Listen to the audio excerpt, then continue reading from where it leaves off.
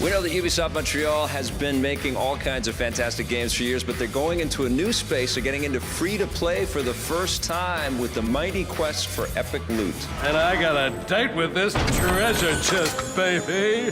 Did I say that right? I always mix up mighty and epic. You got it. This is Matt Zagurak. He is the writer on the game.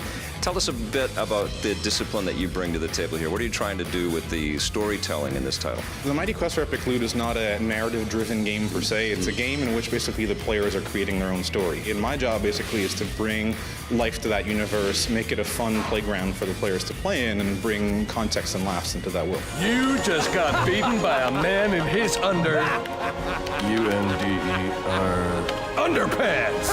You see a lot in the fantasy space things that are very serious, things that are very dark, that are very kind of foreboding. We thought that why not do something that's the opposite of that? Why not go in a much lighter direction? It's fun for me as the writer because that's kind of a space that I enjoy working in. Yeah. Sort of that silly, somewhat anachronistic, filled with modern references, filled with pop culture references, etc. Like that's something that I find very fun and something that felt fresh, especially. Also, I save a ton on castle insurance.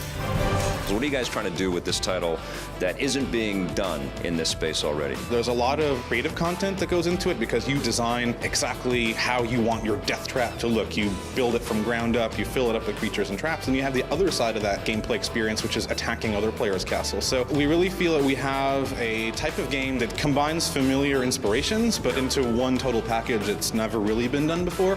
And so far the reaction has been really positive from our players in the closed beta, so we just hope to continue fleshing that out and making it better and better. And you guys are taking a kind of a different approach to multiplayer. It's not like you're jumping into a group and going through cooperatively and battling through castles that way. It's more asynchronous, right? Yeah, you got it, exactly. So it's a game that's inherently multiplayer. I mean, there is no single player mode per se. It's what we wanted players to be able to do would be to play for a short amount of time, to leave, to come back, to be able to see, oh man, 5 people have attacked my castle, go and see what that looks like, put in a couple attacks if they wanted to, and be able to keep that loop going throughout their day.